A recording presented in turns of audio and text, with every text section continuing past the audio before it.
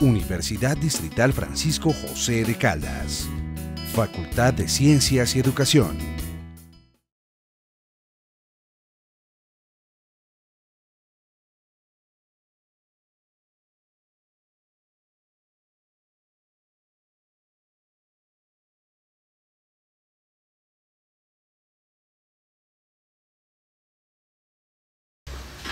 Bueno, muy buenos días a los colegas que están aquí presentes, a los que están conectados, al doctor Walter Antonio Mazo, muy agradecidos por su presencia aquí con la Universidad Distrital.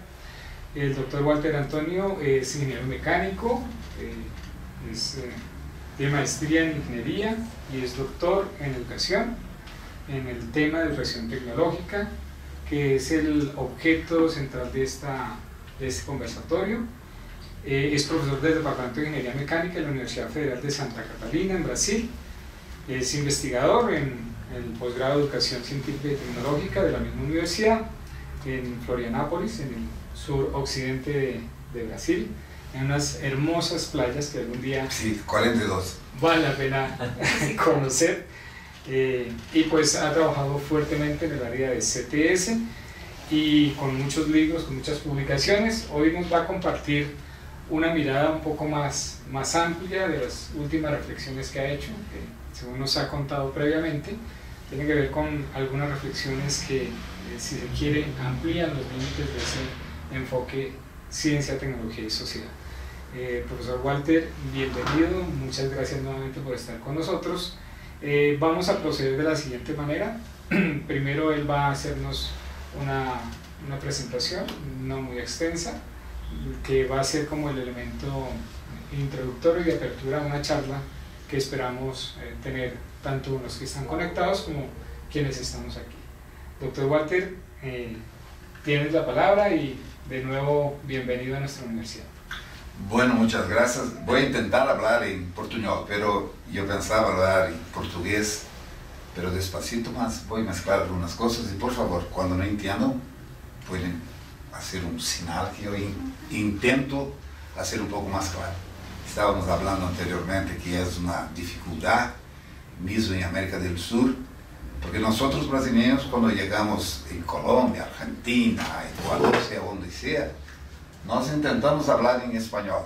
Y es muy raro que las personas que sean de otros países, cuando llegan en Brasil, intentan hablar portugués. Es una cosa que nós tenemos que conversar mismo, porque hace parte incluso daquilo que vamos falar hoje sobre desafios da educação na sociedade 4.0, não?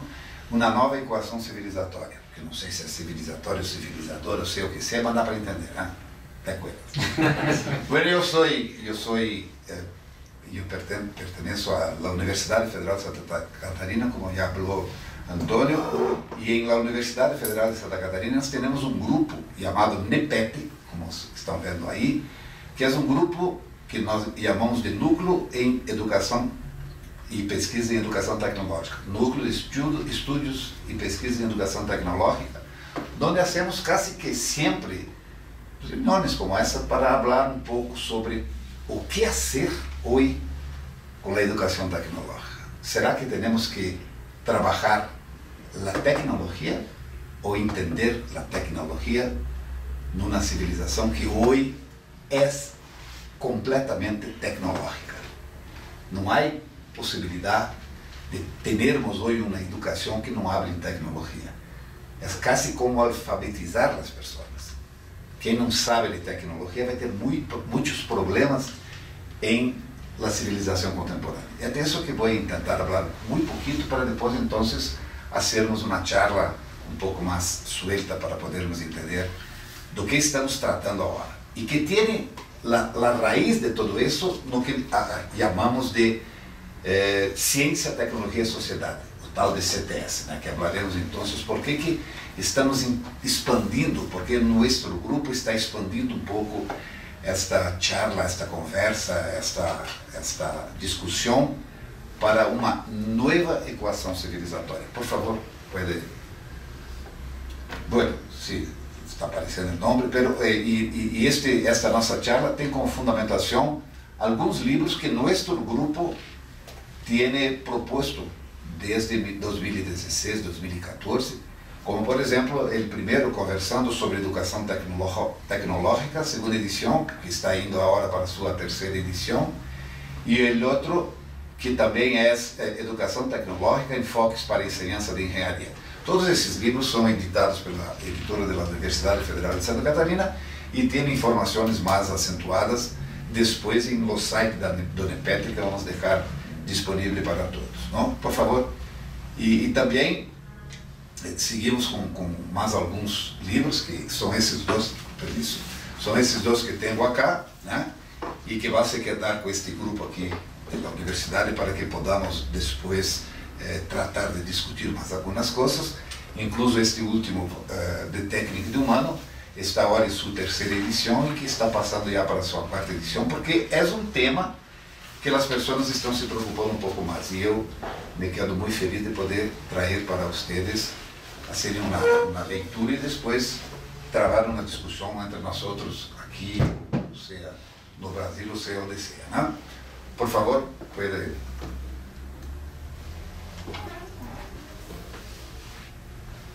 Bueno, sobre o que estamos falando, né? Hablamos de equação civilizatória, hablamos de processo civilizatório, hablamos de educação tecnológica, hablamos de CTS. Afinal, como temos que tratar a educação tecnológica para poder fazer com que nossos estudantes tenham a ideia de que mundo estamos vivendo, né? A questão de desemprego, a questão de do desemprego, que talvez seja uma das coisas mais terríveis que o mundo contemporâneo esteja sofrendo e que muito raramente nós outros tratamos com nossos alunos, como se isso fosse uma coisa para depois. Bueno, agora temos que ter a lógica clássica do que é educação tecnológica, o que é tecnologia, para que serve, etc, etc, né? Então, sobre o que estamos falando? Variáveis técnicas da contemporaneidade, ou seja, uma nova equação civilizatória e CTS, e os impactos e benesses da Revolução 4.0. Precisamos tratar destas coisas com nossos alunos. E para isso, de pronto já hablo, temos que ter, não sei se é assim que se diz, mais leituras dentro da sala de aula e com nossos estudantes. Nós hoje leemos muito pouco. As pessoas não se quedam mais a brigar, a lutar com um livro para ver as reflexões que há em um livro. São todas informações telegráficas através da internet e que as pessoas não se detêm mais para tentar entender os processos civilizatórios que estamos vivendo. Então, a sensualidade, como digo, da tecnologia, todos se quedam, oh, que velho, agora tudo é perfeito, temos esta maquineta aqui que é mágica, tudo está aí e não precisamos mais de los seres humanos para ter uma reflexão, para ter alguma coisa. E me parece que esse é o ponto fulcral para que tenhamos a possibilidade de trazer nossos estudantes para a reflexão. Então, me acordo que ayer falávamos sobre a questão da educação tecnológica. Para quê, por quê e para quem? Esta é a possibilidade que temos de trazer nossos estudantes e nós, professores, maestros, para tentar entender o processo civilizatório através das leituras, e por isso mais autores contemporâneos. Eu me quedei impressionado que falei com muitos professores e incluso fomos em la biblioteca e la livraria de Bogotá, que é uma cidade fantástica, uma livraria imensa, e eu falei de um autor chamado Domenico De Masi e nadie conhecia. E talvez hoje seja um dos sociólogos italianos mais lidos em todo o mundo. Não estou, é uma coisa que me impressionou, porque eu não sei, toda a divulgação de livros que temos acá não tinha esse. Então, mira, se isso acontece aqui, imagínate como acontece em outros países da América do Sul, com outros autores que podem nos ajudar a entender esse processo civilizatório. Então, é sobre o que estamos falando, responsabilidade da educação em todos os níveis, desde o ninho hasta o pós-doutorado. Nós outros necessitamos entender todo esse processo civilizatório, porque quando eu falo em equação civilizatória, é uma metáfora com a matemática, dizendo o seguinte: acá temos todas as variáveis, política, ética, contaminação, economia, tudo que podamos entender para que tenhamos nessa igualdade da equação civilizatória, do outro lado, a felicidade humana, que parece uma coisa piegas, parece uma coisa romântica. Não é uma necessidade que temos que trabalhar mesmo. Hasta porque as pessoas que trabalham com tecnologia muitas vezes dizem, não, isso não é com nós, isso é com os filósofos, com os sociólogos que não têm o que fazer durante o dia, então se quedam a pensar tonterias. É uma coisa impressionante, é uma política que existe em quase todo o mundo, como se houvesse dois conhecimentos, o técnico e o humano. Não, estamos todos no mesmo barco. Ou nós pensamos na questão tecnológica como sendo um processo humano, ou então teremos muito problema com esse fetiche de que hoje a inteligência artificial, a internet das coisas, a impressora 3D, como se fosse a mágica para que o povo se quedasse feliz. Então, é mais ou menos sobre isso que estamos falando. Mira, eu sou engenheiro, não sou um tecnófobo, muito pelo contrário. Eu me encanta a tecnologia. Pero para ti, para mim, para ti e para todos. Essa é a grande diferença. E por mais paradoxal ou paradojal, não sei como paradójico. Hoje nós estamos tendo cada vez mais diferença social com mais tecnologia. Hombre, que processos civilizatórios esses? Então, há dado estabelecedor na última reunião de Davos, onde um dado dizia que 8 pessoas físicas no mundo têm a riqueza de la metade de las pessoas do globo terrestre.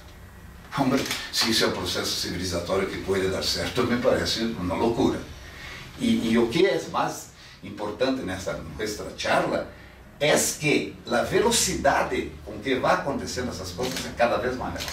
E nós outros, e nas escolas parece que nos centramos um pouco nos grupos acadêmicos, estudamos, a teoria é maravilhosa, mas há que chegar na escola isso, para trabalhar com nossos jovens que estão assustados, apavorados com o que está por vir. Bueno, e para encerrar essa parte do que está posto aí, por favor, veja o outro. Nuevas condições de vida da sociedade humana. Que mais ou menos hablé. Por favor, perdão. Então, seguindo, para quem estamos falando? Para professores de todos os níveis e áreas. ênfase especial para os professores das áreas tecnológicas, grandes responsáveis pelo projeto e construção da sociedade 4.0. Então, imagina a responsabilidade hoje das pessoas que trabalham com educação tecnológica, que é quase como uma alfabetização para as pessoas que vivem num mundo conturbado e lleno de desigualdade. É para estes que estamos falando. Para políticos de todas as tendências e que legislam sobre as leis que regerão a sociedade cada vez mais refém do desenvolvimento tecnológico. Ou seja, os futuros políticos sairão de onde? Das classes de aula. E com isso que nós precisamos falar sobre leis, né? Se diz, para que podamos entender como é que esta civilização vai viver a partir de agora. Então são questões que nós temos que pensar. Mas o que é lógico, para estudantes, vuelva por favor, para estudantes das mais diferentes procedências, com especial atenção aos estudantes da área tecnológica. No entanto, essas questões são afetas a todos os campos do conhecimento humano. É porque se habla muito hoje sobre interdisciplinaridade, multidisciplinaridade, transdisciplinaridade, mas pouquíssimo se faz para que isso ocorra. E na teoria é maravilhoso, mas esta conexão, essa intersecção entre as áreas de conhecimento que é muito necessário hoje, porque precisamos todos entender que a filosofia é a base da tecnologia. As pessoas dizem, a filosofia é uma perda de tempo. Incluso em Brasil, hoje, há alguns que pensam que sociologia e filosofia não é muito interessante porque é perda de tempo. É uma coisa, um equívoco monstruoso que nós outros, que trabalhamos com tecnologia, e por supuesto leemos muito de filosofia, temos que ter em mente, e que não haja, que geralmente há entre as pessoas, não, porque eu sou da área tecnológica, não quero saber isso. O mesmo ocorre nas áreas de sociologia, psicologia, filosofia, seja o que seja, que dizem, não precisamos da área. É de um equívoco enorme. Essas coisas que nós temos que perder um pouco essa coisa de ter o meu conhecimento e o seu conhecimento. É disso que estamos falando aqui, então. Para quem estamos falando? Para todos, por favor. Sigo. Para quem estamos falando? E aqui me gostaria de ser muito peremptório, né? Para todas as pessoas, sejam de esquerda ou de direita, e que vislumbre adotar uma ideologia em favor da vida. Porque hoje a discussão, não, é esquerda, é direita, tudo bem, cada um tem a sua ideologia, é óbvio. Tu tens um pensamento, o outro tem outro pensamento, mas temos que ter um pensamento muito mais importante hoje, que é uma ideologia em favor da vida. A contaminação está aí, os incêndios florestais estão aí, e todo segue como se nada houvera. Ou seja, alguma nova tecnologia vai dar conta disso. É um erro imenso isto que estamos fazendo, em não tratar de prevenir sobre isto, e não depois remediar, ou tentar curar sobre uma coisa que nós outros mesmos estamos fazendo. Então, para estas pessoas, e eu sou peremptório novamente, seja de esquerda, direita, centro, alto, baixo, não interessa, é uma ideologia a favor da vida. Obviamente, cada um com suas idiosincrasias, não? Idiosincrasias, não? Idiosincrasias. Passa nada, que não entendo. Vamos, por favor, adelante. Para que estamos falando? Então, para quem? Para quê? E por que depois estamos falando sobre isso? Para quebrarmos o paradigma de uma sociedade desigual calcada na avidez do lucro e do consumo. E então, eu vuelvo à equação civilizatória. A desigualdade social, talvez, a lo mejor, seja o que seja uma das variáveis contemporâneas mais importantes para darmos conta do processo civilizatório. E está neste lado da igualdade para que chegamos, então, dentro de minha metáfora, à felicidade humana. Este é nosso dever de maestros como esses jovens. Não podemos deixar que depois, quando estiverem com 40 anos desempregados, tenham lá, mas eu não vi isso na escola, não discutimos como isso, só falamos de tecnologia e nunca sobre tecnologia. E para nos darmos conta da finitude da Terra, as pessoas pensam que tudo é infinito, que nunca vai se acabar as coisas e seguem. Vamos consumir, vamos fazer com que sejamos felizes pelo ter e não pelo ser. E isso é um problema muito grave que raramente discutimos quando estamos tratando de tecnologia em todas as escolas, como se tecnologia fosse uma coisa infinita. Que se va, o homem tem que desenvolver, ¿para quê? ¿Por quê? ¿Para quê? Não importa. Para ajudarmos no equacionamento da escandalosa desigualdade social da humanidade. Sou muito peremptório nisso. Para mim, o problema maior que temos, o mais grande que temos em la sociedade contemporânea, é a desigualdade. Pensar em fazer com que o desenvolvimento seja para todos, enquanto não pensarmos em desigualdade, me parece um sonho. Um sonho, incluso, equivocado, não? Porque a desigualdade talvez seja a coisa mais cruel que tenhamos hoje na sociedade mundial. Siga, por favor. Quero ser um pouco mais rápido para depois discutirmos. Então. Para que estamos falando? Mira que há a diferença, né? Para não confundirmos desenvolvimento tecnológico com desenvolvimento humano. Talvez esteja aí a clave de tudo o que estamos falando. Há uma confusão hoje que as pessoas pensam que, se há desenvolvimento tecnológico, por supuesto, teremos desenvolvimento humano. É um equívoco terrível, não? Essa confusão tem muito a ver com o advento da Revolução 4.0, que arrasta consigo a inteligência artificial, a internet das coisas, a impressora 3D e a nanotecnologia. Mas, nesse desenvolvimento de aparatos, agrava sobremaneiras o desemprego e a desigualdade social. Outra questão básica para nós que trabalhamos com educação tecnológica.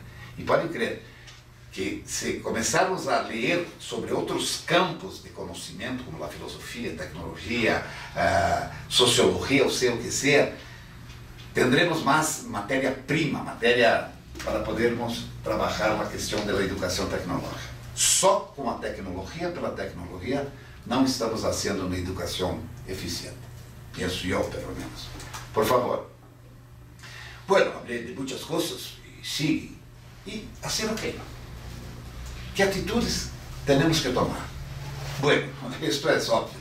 Constante aprimoramento docente nos diferentes níveis de formação. Porque todo, já penso, não, a formação do docente é o grado, o pós-grado, o doutorado, o pós-doutorado e listo. Não é verdade. Isto é uma formação quase que burocrática. E há, óbvio que há as áreas de conhecimento específico, por exemplo, eu sou engenheiro e eu tenho que saber sobre mecânica dos fluidos, sobre a resistência do material, mas não só isso. E as formações burocráticas, como chamam, seguem sempre em um campo e não perdem o foco, como se fosse uma coisa. E o resto? E a formação da persona epistemológica do professor, onde está? Como ele vê o mundo? Como tratar as coisas, mesmo que seja um especialista em tecnologia? Então, constante aprimoramento docente nos diferentes níveis de formação.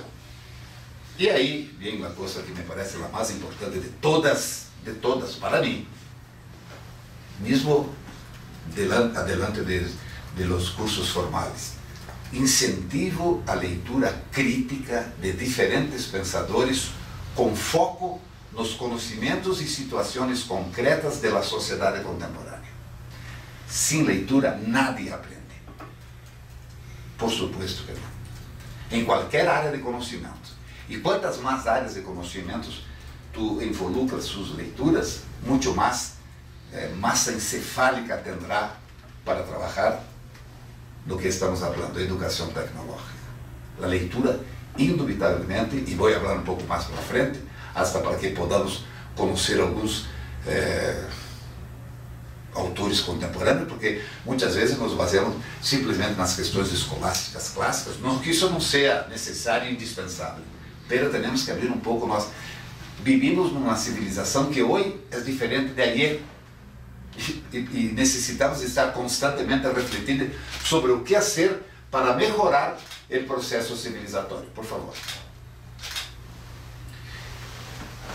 Posto isso, eu traje alguns livros que são de autores contemporâneos, que obviamente muitos dirão, mas isso não há apelo acadêmico. Pode ser que não. Não estou muito preocupado com a questão do apelo acadêmico. Isto nos hará entender como está o mundo, para que então trabalhemos na parte acadêmica, para depois generar conhecimento, para poder trabalhar isso com nossos jovens, como é que jovens, é parecido com quinta-feira para nós outros. Estou sendo broma. Mira, há um autor alemão, que é engenheiro mecânico incluso, chamado Klaus Schwab, que escreveu 2 livros. Este tio aí é responsável pela reunião de Davos. Ele que é responsável por ter criado o grupo de países ricos para discutir emprego e outras coisas. E escreveu, mira, não é que nós temos que concordar com tudo que ele fala, mas ele faz uma visão muito importante para nós do que seja a tal de quarta revolução industrial, que eu chamo de Revolução 4.0. E escreveu este livro azul não, mais ou menos, em 2016, e que foi um livro que teve uma repercussão fantástica em todo o mundo, mas todos diziam, sim, este é, e o que fazer com uma revolução industrial? Bueno, como se quedou um pouco, como se diz, constrangido, escreveu outro livro depois de 1 ano, aplicando a quarta revolução industrial. São livros que, mesmo que nós outros não tentamos concordância com o que está escrito, nós outros trabalhamos com educação tecnológica. Não saber sobre a quarta revolução industrial que está aí, e que está aqui em Japão, já se habla em la quinta revolução industrial, me parece uma coisa despropositada.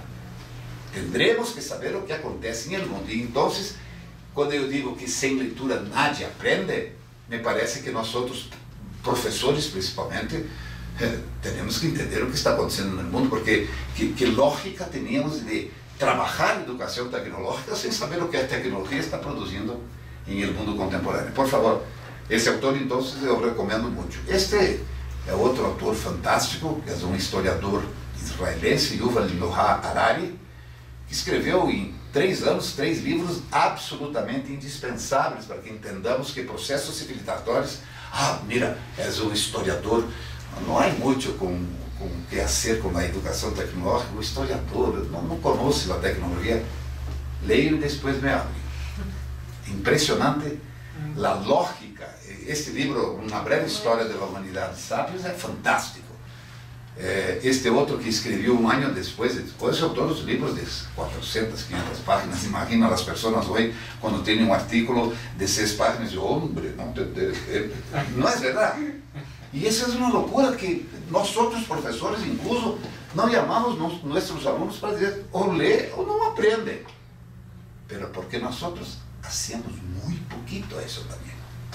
Os professores leem muito pouco, porque não têm tempo, porque têm suas pesquisas com sufoco. É claro que têm, cada um tem seu problema.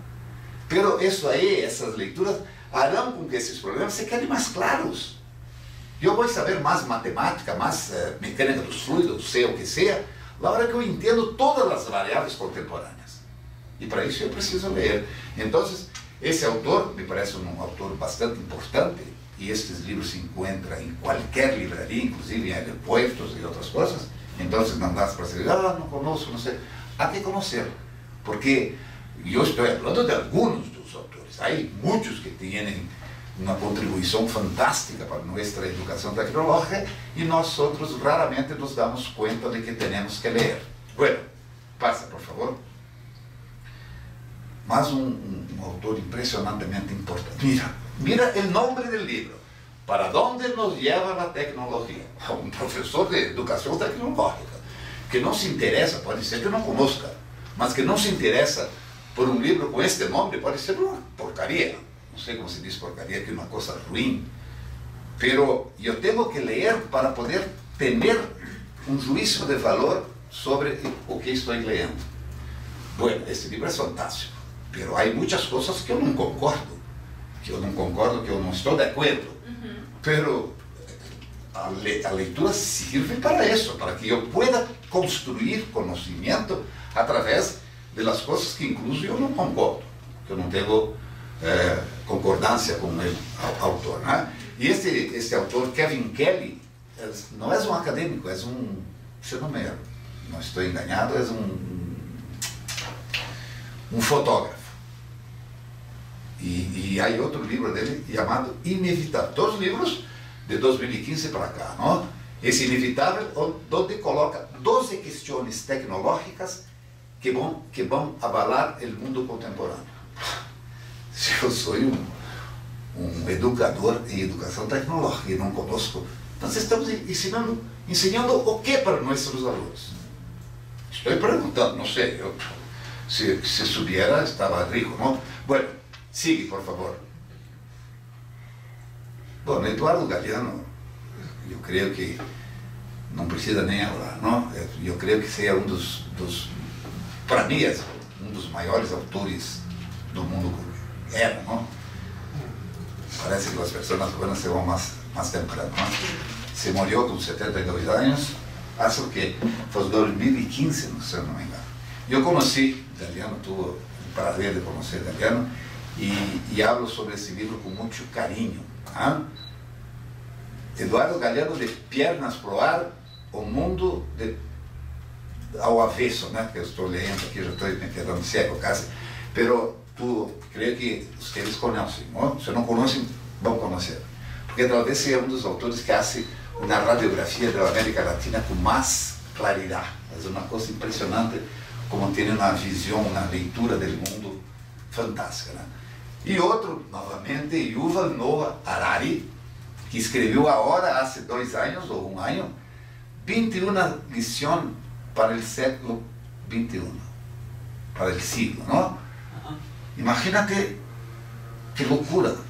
em 3 anos escreveu quase 1.500 páginas sobre o que pensa da civilização contemporânea. E é fantástico, não é uma leitura daquelas que às vezes nos quedamos quase uma hora em cima de uma página para ver, não, bueno, aqui, retorno aqui. Não, é uma leitura tranquila, uma leitura em que tu puedes ter a possibilidade de construir conhecimento com ele através de suas páginas escritas. Muito interessante. Alguns, ¿no? Depois vou deixar o site de NEPET, nosso grupo, onde há muitos livros indicados, incluso com a resenha extra. Por exemplo, então você vai lá ver tal livro, por que é interessante ler? Porque todos os livros que o grupo faz, nós tentamos fazer uma resenha para que as pessoas se motivem ou não para ler este livro, né? Nosso endereço, nossa direção, depois tu tens, né? www.nepet.ufsc.br, mas é bueno para as pessoas que estão nos assistindo agora, né? Por favor. Mas Utopia para realista, como construir um mundo melhor.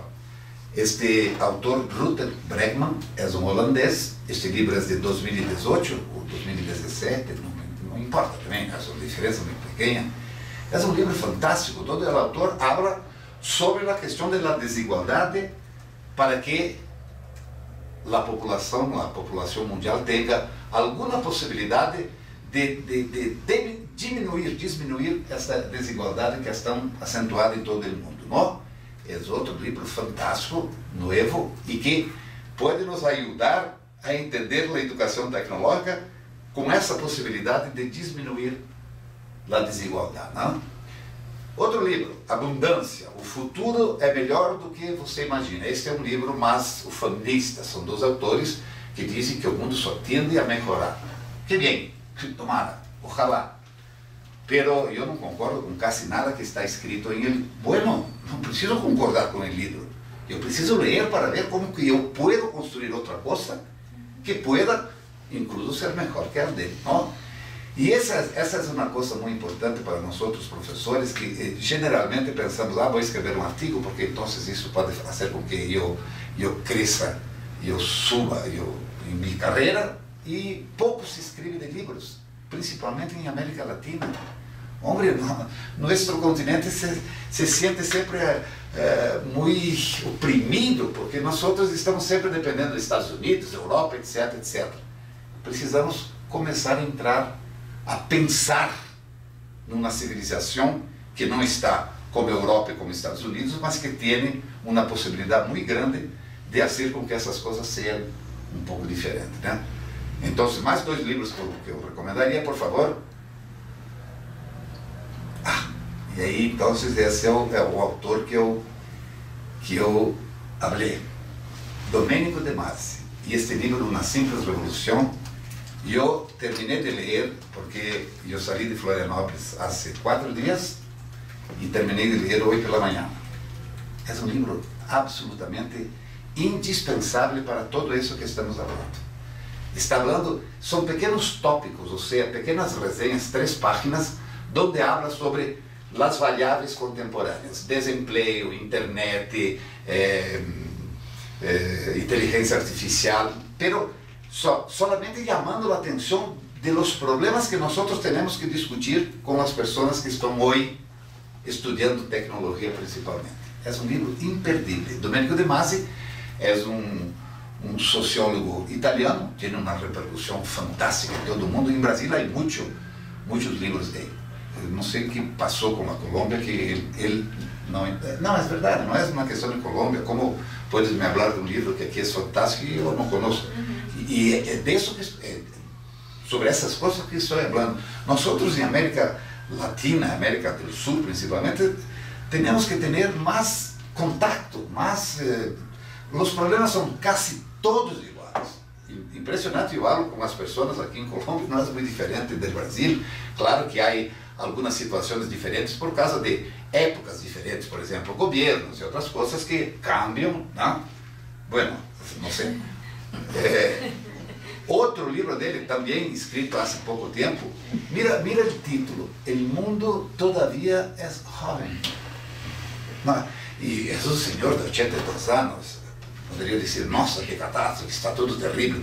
No, está nos llamando a atención que el mundo todavía es joven y que nosotros precisamos melhorarlo, arrumarlo, arreglarlo. ¿Por qué? Porque senão muitos jovens também se morrem, não? É complicado esse tipo de coisa.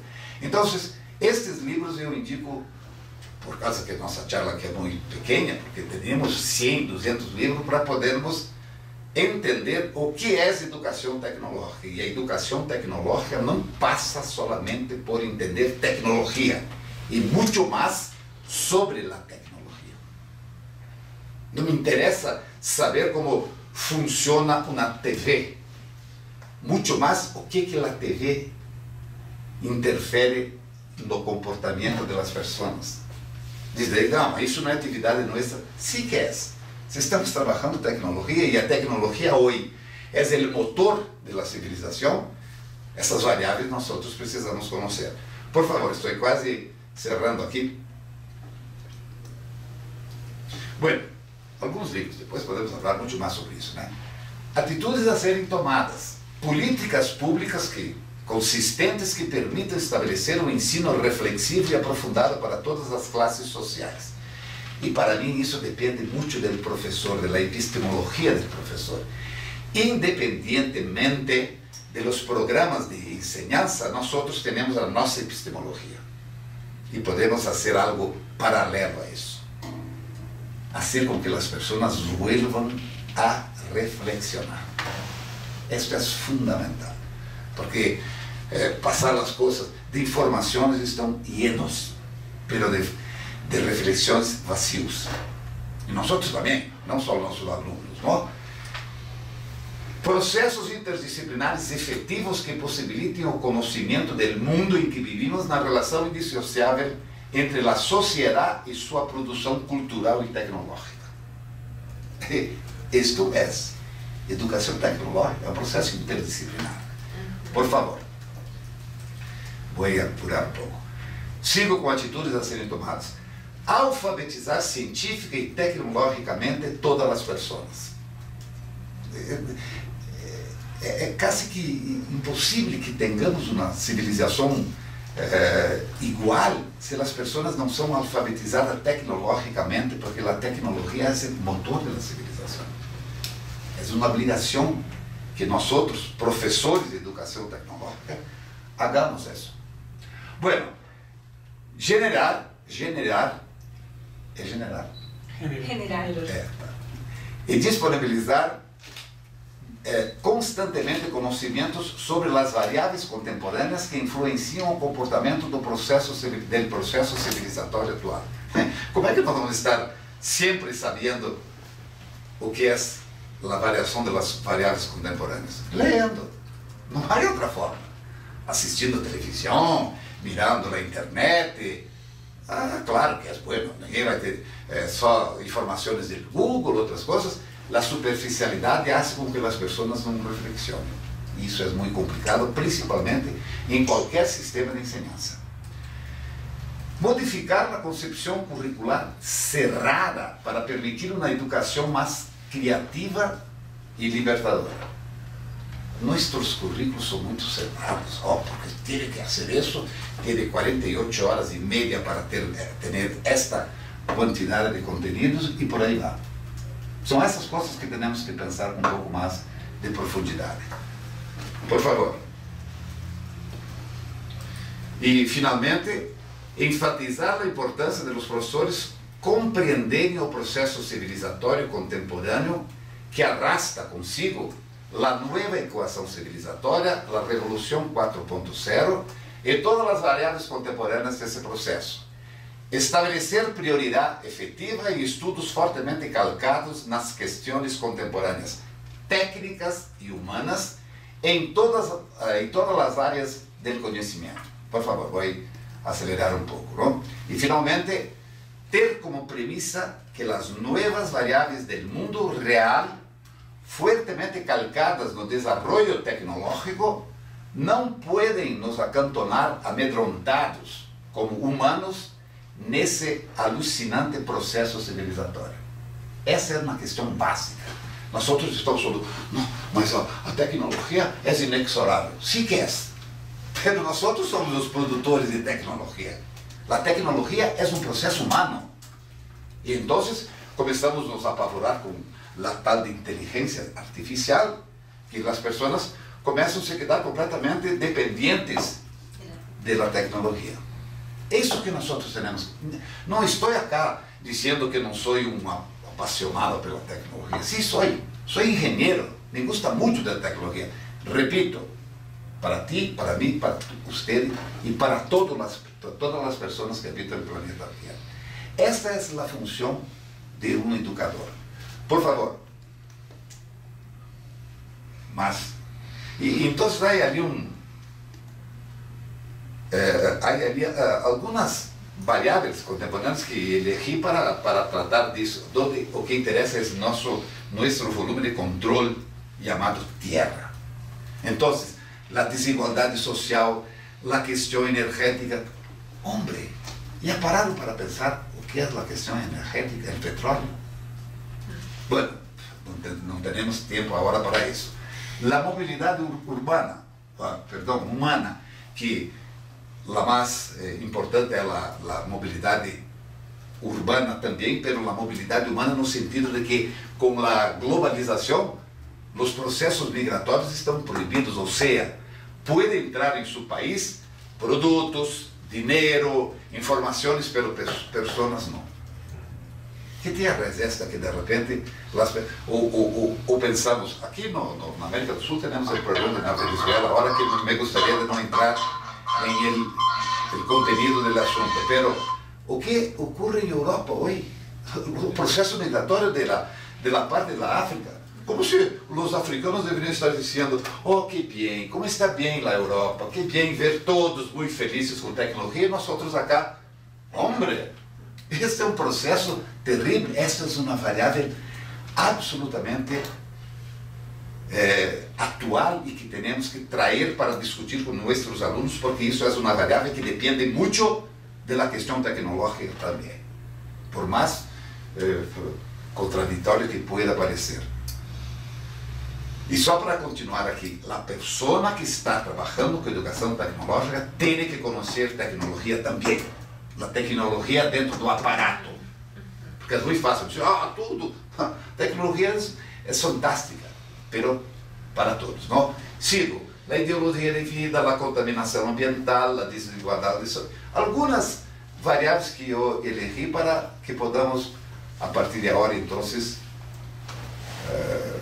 hablar un poco más sobre todo eso. Por favor, só para... Y me gustaría mucho de que... dirección que hablé es www.nepet.uf.br. Va a se quedar con vosotros acá y me gustaría mucho que algunas veces pudieran acessar este sitio, porque tenemos muchas cosas para discutir. Nuestro grupo es formado en Brasil por personas, ingenieros, matemáticos, pedagogos, físicos y por ahí va. Esta es la interdisciplinaridad que nosotros estamos intentando hacer para trabajar lo que hablamos sobre educación tecnológica. Gracias y podemos entonces. Muy bien, Walter, muchísimas gracias. Yo quería una agua, hay una agua. Hay fresas. No, pero hay fresas. Hay fresas. Fresas no es agua, pero es muy bonita. Encantadoras aliñadas. Fresas. Bien, pues, mientras tanto. Fresas para nosotros acá. Bueno, pues abrimos el diálogo. Walter nos ha propuesto una mirada que efectivamente, como lo habías planteado inicialmente, va más allá de la perspectiva CTS y nos ubica además con este último planteamiento en unas variables bastante críticas, diría yo, en relación con el comportamiento humano que tenemos y que hemos tenido desde los procesos de industrialización y que hoy se ven fuertemente agravados. Destaco el último punto que planteabas, el consumo exacerbado, como si la Tierra no tuviese, como decías en algún momento, límites, tanto para las materias primas como para los desechos y todos estos procesos altamente contaminantes y generan esas huellas ecológicas tan importantes. Entonces queda abierto el diálogo, preguntas, comentarios, observaciones y algunas reflexiones sobre estos aspectos que Walter nos ha propuesto. Só um momento, eu me gostaria de falar incluso sobre, já que hablasses em CTS e equação civilizatória, e eu estou deixando acá para o grupo de vocês poder ter acesso a isso. Este livro, que é meu livro, talvez, decorrência de minha tese de doutorado, onde eu falava ciência, tecnologia e sociedade e o contexto da educação tecnológica. Sim. Então, eu trabalho com CTS, para mim é a raiz de todo o que estamos falando. Pero, como eu digo, as variáveis contemporâneas são muito mais amplias, porque as pessoas pensam que trabalhar com sociedade através da engenharia são para as empresas apenas e nada mais do que isso. E deste livro acá, que é o último, ele disse que é o último. Bueno, este aqui, onde eu falo de técnico de humano, questões contemporâneas, eu falo sobre o porquê que a questão de equação civilizatória me pareceu um pouco mais ampla, mas é quase como falar de CTS, pero com um pouco mais de amplitude, para que podamos ter outras variáveis que muitas vezes as pessoas dizem, não, isso não é com nós outros. Todo é com todo.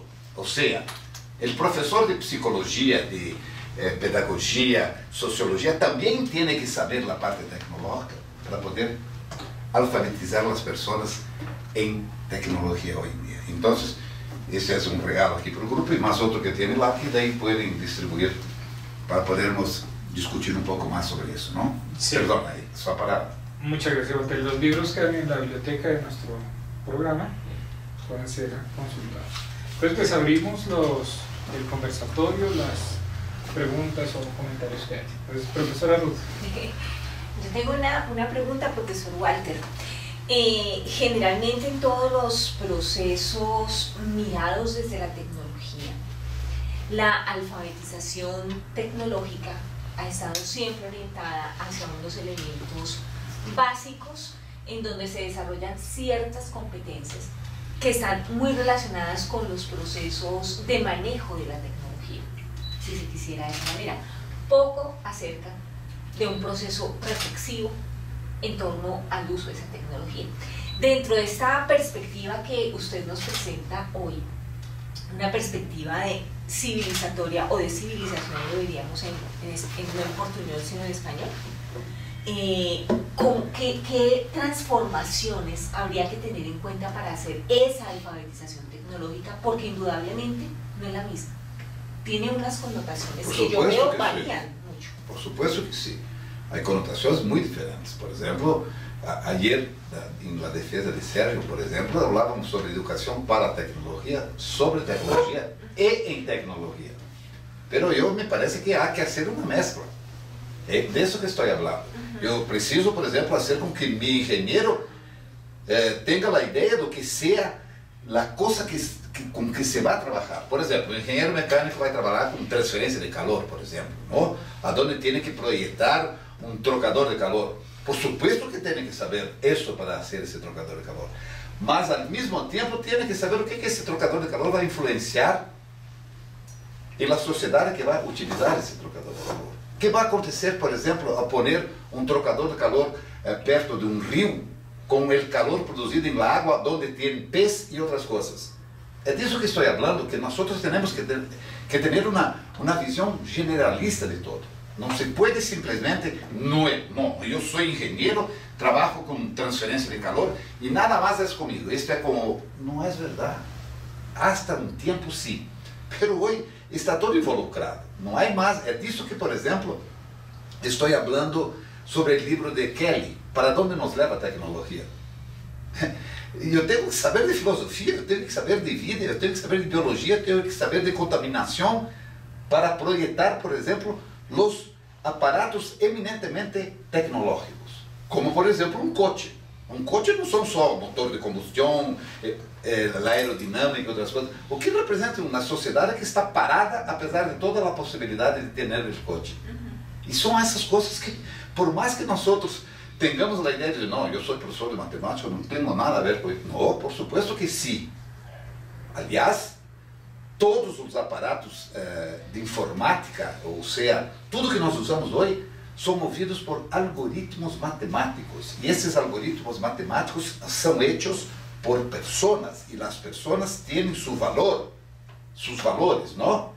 Como pensa em relação a ser racista ou não racista, ou feminista ou não feminista. Mira, isso está involucrado em los algoritmos matemáticos que, por exemplo, determinam se puedes receber um e-mail ou não puedes receber esse e-mail conforme de onde venga.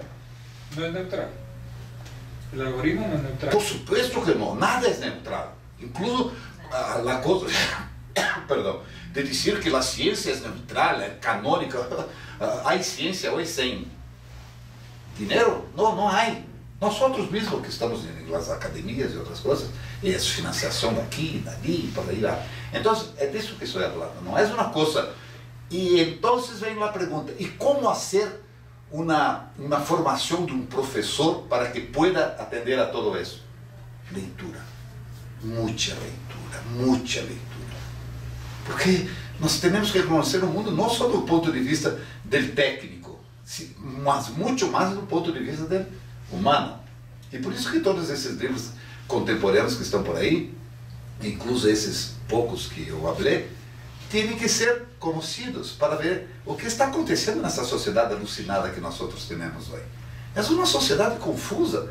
Mira como é que está hoje a América do Sul.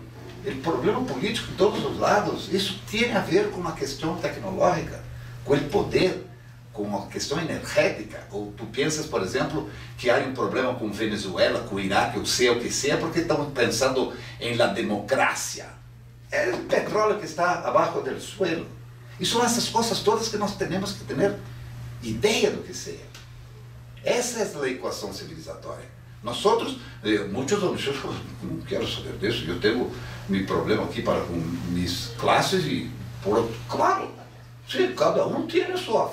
Por isso que eu digo, ayer, por exemplo, em la defesa de tese de Sérgio, me gusta de falar sobre isso, porque foi um trabalho intenso, brilhante, bonito, a questão epistemológica do professor é fundamental. Ou seja, os niños, os jovens não estão mais necessitando de informações eles estão llenos hasta demais. E a reflexão. Então, essa é a coisa que nós, educadores em tecnologia, que é hoje o motor do mundo, precisamos saber. Essa é a minha ideia. Não sei se eu respondi, se contestei tua. Eu hablo muito, então. En esos términos, profe, y pensando precisamente en la tesis doctoral del profesor Sergio, dentro del conocimiento didáctico del profesor de tecnología, se podría pensar en un componente que él lo llamaba el componente emocional o de reflexión, que llamaríamos acá ese componente reflexivo en torno a la tecnología. Mira, eu sempre, muitas pessoas vão dizer, no lo ponemos como eu tenho aquela coisa da didática e da pedagógica, por favor, pode estar falando uma tonteria, mas me parece que sempre é decorrência do processo epistemológico do professor. Eu terei um método de acordo com minha capacidade epistemológica, com a minha visão de mundo, se eu sou a priorista, se eu sou um positivista, e por aí se vai. Então, mira, é uma coisa que é muito importante nós outros termos conta disso. Porque, por exemplo, porque agora temos um novo processo didático, vamos mudar isso aqui. Não acontece nada, porque a informação é decorrência da possibilidade de construir o conhecimento contigo. Claro que é importante a pedagogia, a didática, pero há um pressuposto importante, que é o quê? Que a sua formação epistemológica tenha. E mira, e não estou dizendo qual deverá ser essa formação epistemológica. Pero tu tens um posicionamento epistemológico como tu tens um posicionamento ideológico. Quando eu disse lá na ideologia de vida, essa ideologia de vida tem a ver com o teu posicionamento de esquerda, de direita, de lado, me entendes? Então, me parece, isso é um pouco petulante de minha parte, dizer que a decorrência didática pedagógica siempre viene de la postura epistemológica del profesor. Y te acuerdas de las encuestas hechas en el trabajo de Sergio, que había muchos profesores que ponían seu posicionamento epistemológico nas questões didáticas, porque todas as casas eram diferentes uma de outra, conforme o problema que estava sendo posto, mesmo que seja presencial ou virtual. Porque agora as pessoas dizem, não, mas porque nós temos hoje educação à distância. A postura epistemológica do professor segue sendo fundamental. É isso que quero trazer a discussão. E a leitura é importantíssima para que cambiem esses posicionamentos. Por isso que eu digo, muitas dessas leituras, há autores ali que eu não tenho acordo algum, mas é importante saber as partes que pensam isso, principalmente numa civilização acelerada como nós temos. Ok, ¿hay alguien en línea que tiene una pregunta? ¿Le habilitaste el micrófono? Sí, señor. Bueno, adelante, escuchamos la pregunta. Buenas tardes, profesores, ¿cómo están? ¿Me escuchan? Perfectamente, adelante. Alex. Perfectamente. Bueno, la cuestión es la siguiente, para el profesor Walter. Estamos en una sociedad cuyos avances tecnológicos son de tal magnitud que no alcanzamos a asegurar por sus implicaciones en impacto social, como por ejemplo los laboratorios de fabricación, los carros autónomos, la inteligencia artificial, la nanotecnología, el teletrabajo y la revolución 4.0. Primera pregunta, ¿cuál debe ser el enfoque en la enseñanza en ciencias y tecnología para las nuevas generaciones con un enfoque integrador del medio ambiente? Y segundo, ¿por qué debe ser importante la inclusión en las aulas de clase las prácticas del diseño y tecnología como áreas transversales al conocimiento desde diferentes niveles de formación académica, desde el colegio hasta la universidad? Bueno, esas dos preguntas surgen porque pues en algún documento que leí decía que para la década del 2020 se calcula que desaparecerán aproximadamente 20.000 empleos tradicionales para dar paso a profesiones o empleos con ciencia y tecnología. Muchas gracias.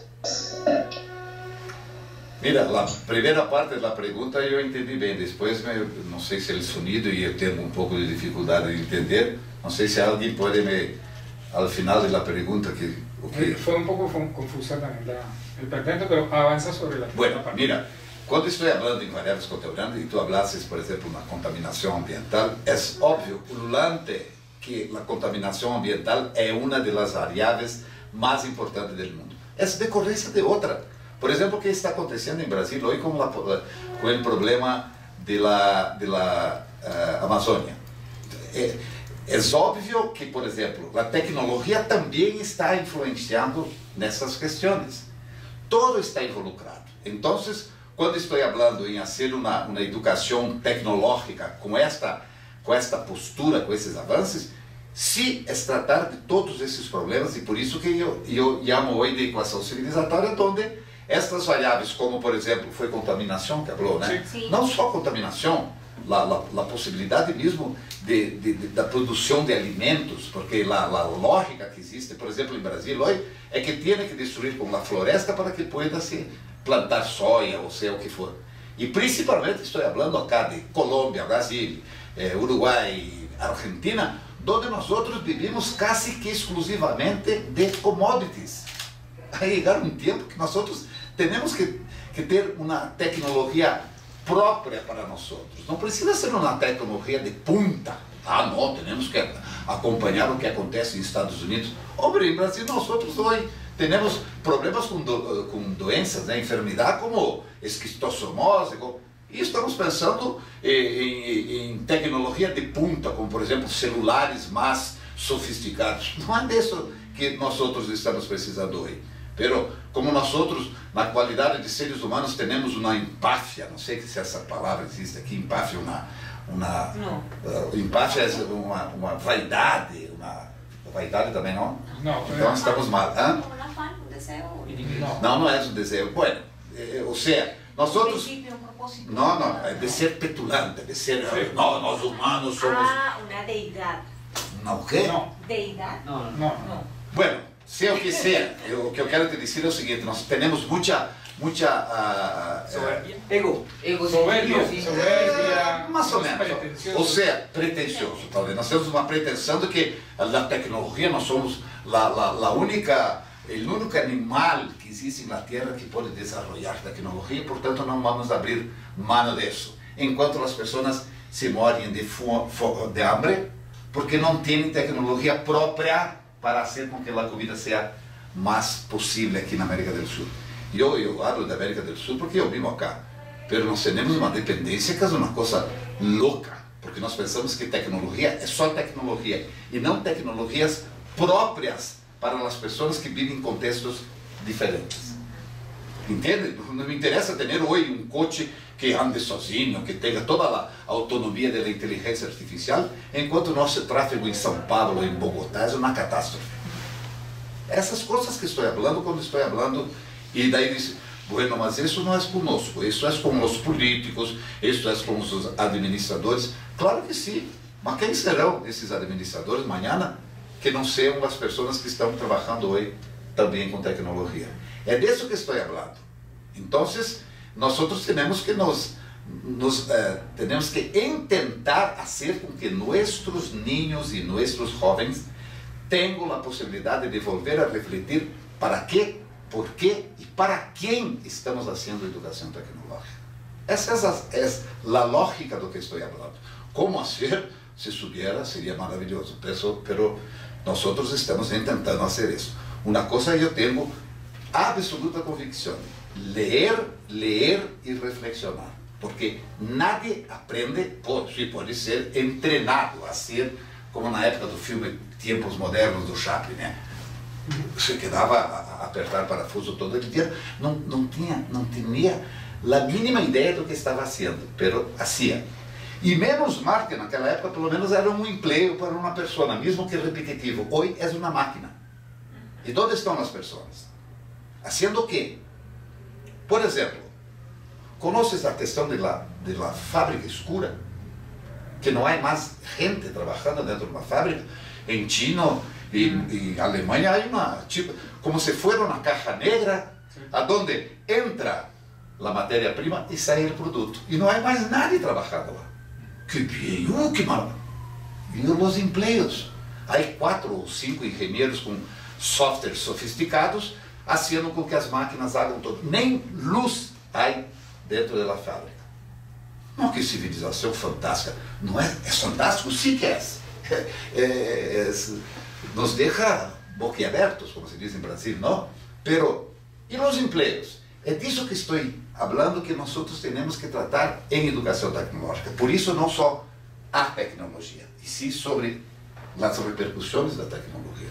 Eu creio que com isso contesto sua pergunta, mesmo que não tenha entendido ao final de sua pergunta, mas certamente seria mais ou menos com esse tipo de possibilidade que nós trabalhamos na equação civilizatória. El profesor Hernández hace una precisión sobre la segunda pregunta, y es en relación con la pertinencia de la inclusión de aspectos como el diseño, la ingeniería en la educación básica.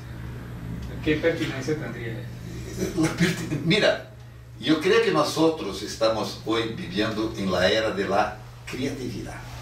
Mira, sim, eu quando hizo engenharia, eu fazia dibujo com a mão. Hoje não se pensa mais fazer isso com as máquinas que temos para fazer desenho, pero a concepção do que se quer desenhar todavia sigue com a pessoa. Domenico De Masi habla muito sobre isso. Tem um livro chamado como é que é o nome? O recurso criativo, que é uma coisa fantástica. Falando exatamente sobre isso. Estamos vivendo em outra civilização. As pessoas, o Faber do Homo está meio que desaparecendo. Talvez o Sapiens seja o mais importante hoje, em termos de que nós precisamos seguir criativos. E se forem pensar, nossas escolas são, como que eu poderia dizer, a palavra me falta novamente, elas são castradoras. Não sei se, ou seja, nossos alunos seguem com uma forma de aprendizagem muito jurássica todavia. Nós temos que dejarlos trabajar, leer, discutir, reflexionar, porque el resto, los softwares, por más que no queiramos, los softwares van a resolver.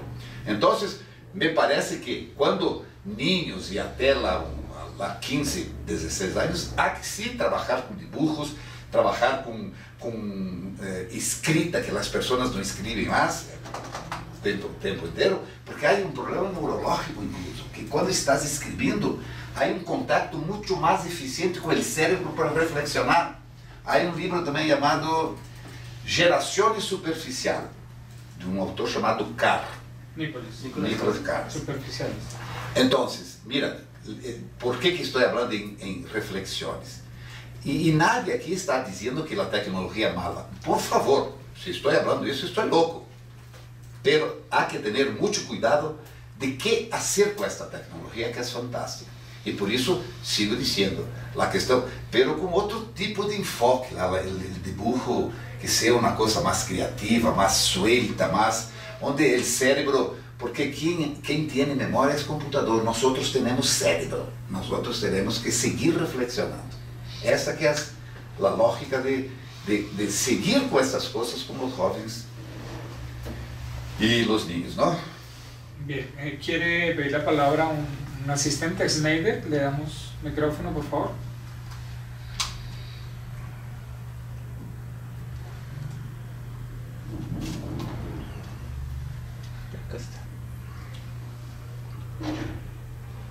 Snyder, activa tu micrófono y tiene la palabra.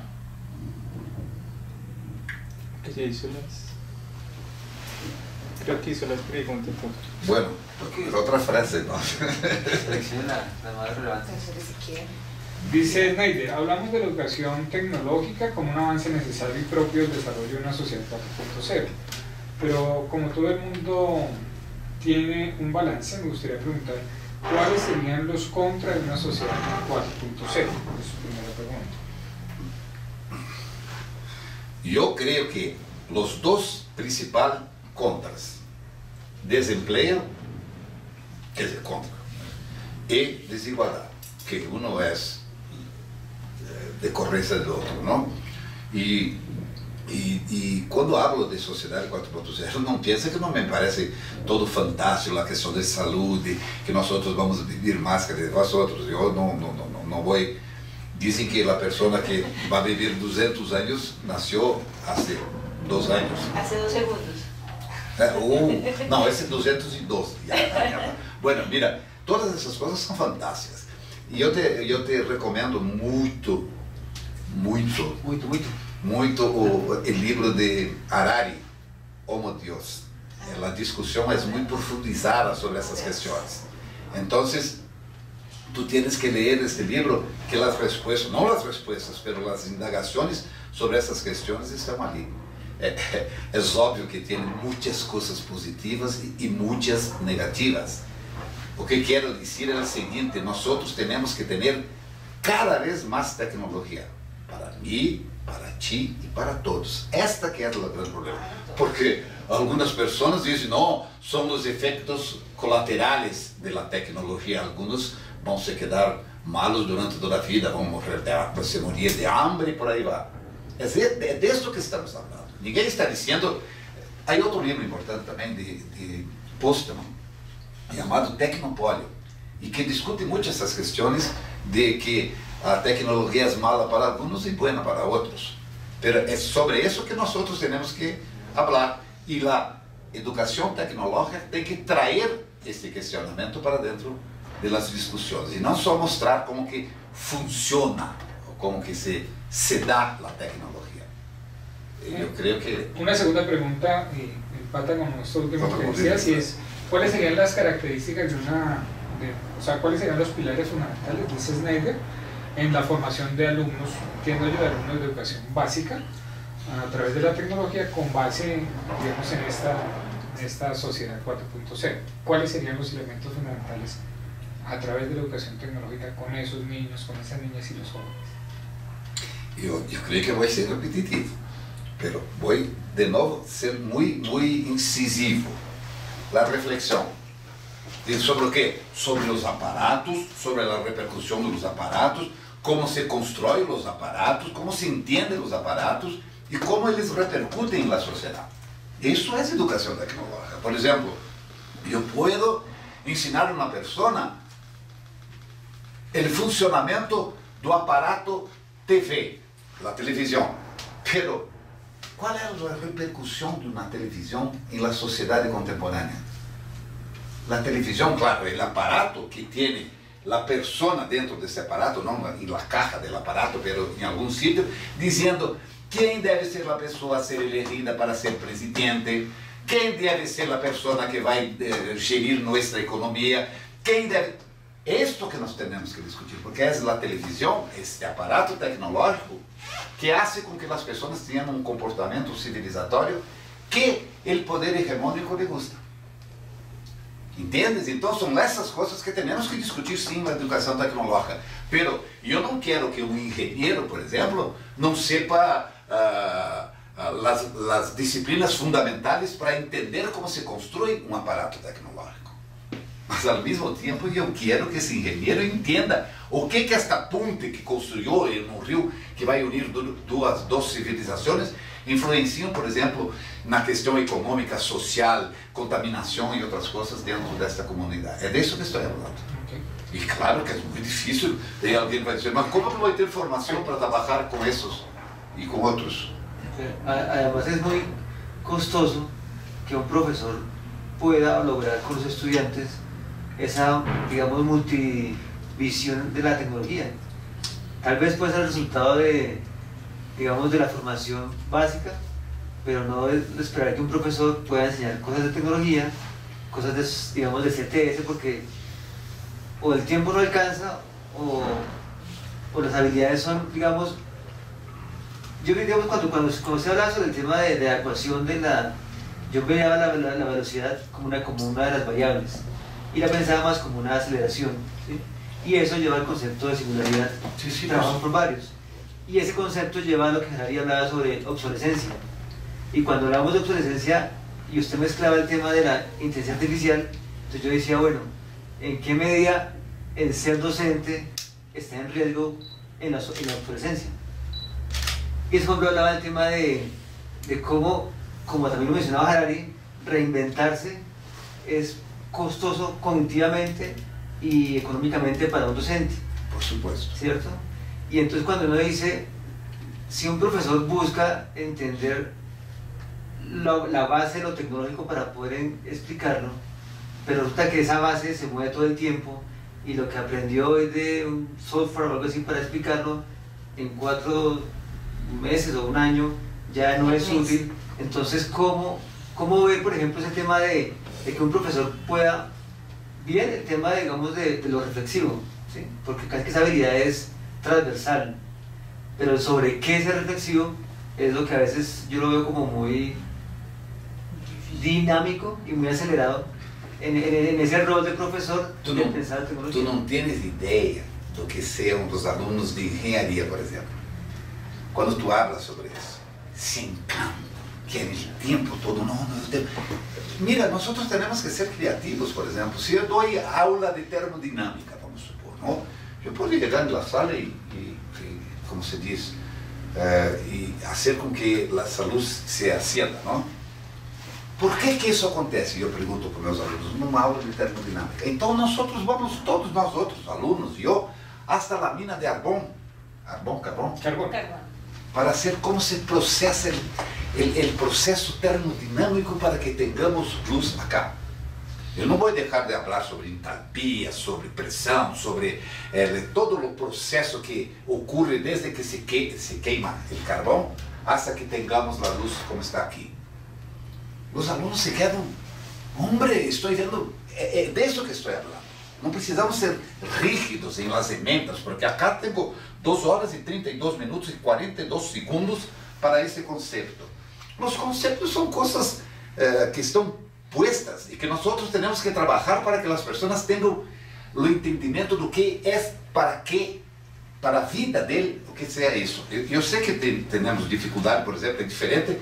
Yo que trabajo con una disciplina llamada Introducción a Ingeniería, yo puedo trabajar esas cosas con más soltura, com mais possibilidade. E aí o professor de física pensa o seguinte: como é que vou dar o conceito de velocidade ou de aceleração que não seja da forma...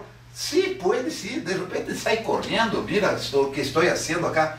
Claro, estou fazendo algumas bromas aqui, mas não é uma coisa fácil, não há uma metodologia própria para isso. Esta metodologia é decorrente de sua epistemologia.